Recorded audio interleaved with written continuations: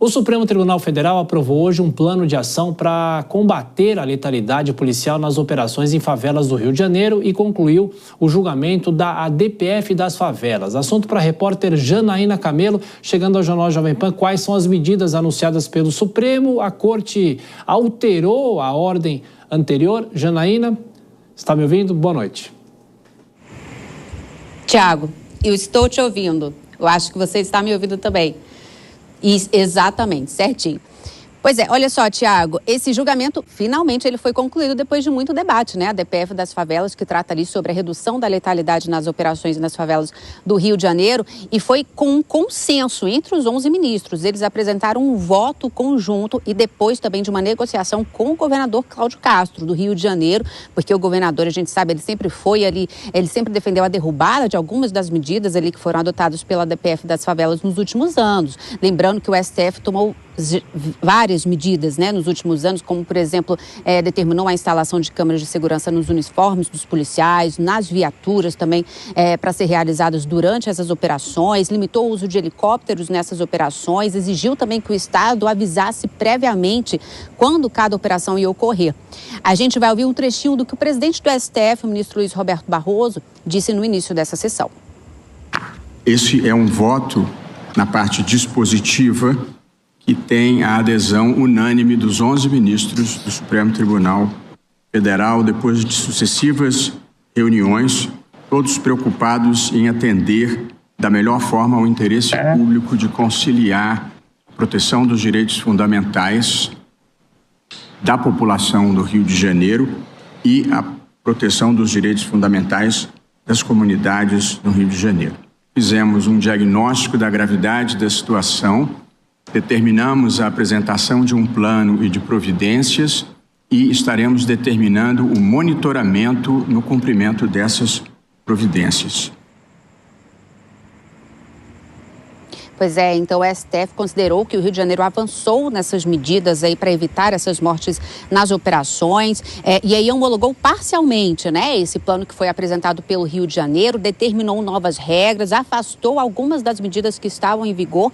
Por exemplo, o Rio de Janeiro vai poder retomar o uso pleno de helicópteros nessas operações, não é mais necessário que o Estado avise previamente quando uma operação vai acontecer.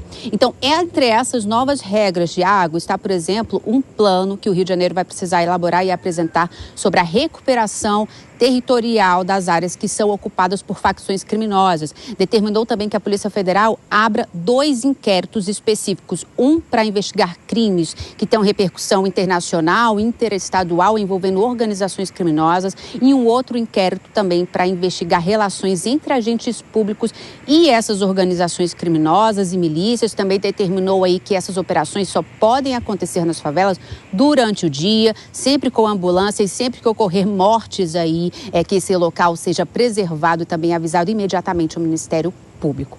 Tiago.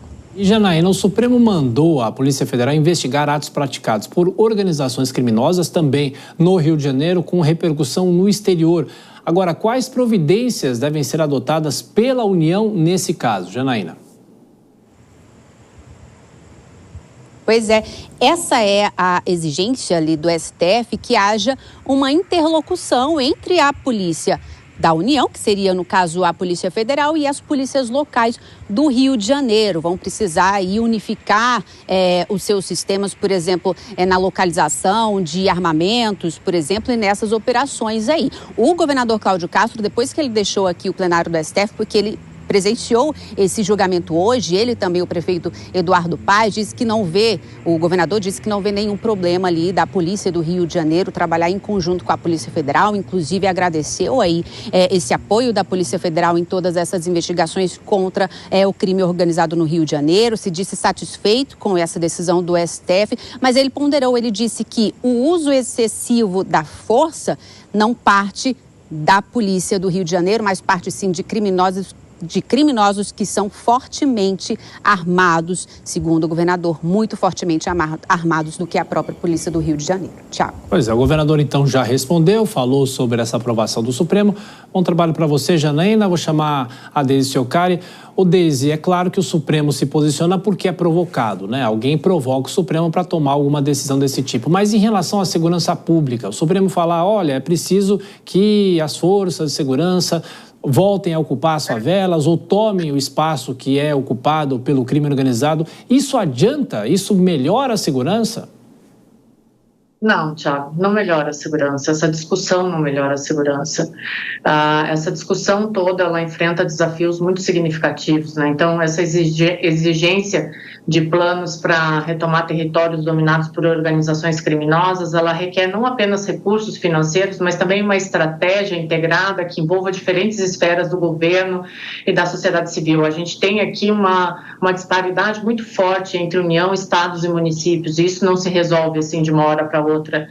Tem uma ênfase na redução da letalidade policial que, embora ela seja importante, ela pode inadvertidamente levar à criminalização das ações policiais legítimas. Isso acontece toda hora aqui no Brasil. Eu não vejo uma discussão importante acerca disso. É crucial, e eu não vejo de novo essa discussão acontecendo, é crucial que as diretrizes elas não desmoralizem os agentes de segurança que atuam dentro da legalidade, que frequentemente colocam as suas vidas em risco para proteger a população. E é fundamental que as políticas públicas reconheçam e valorizem o trabalho dos agentes de segurança, oferecendo para eles treinamento adequado, suporte psicológico e condição de trabalho digna.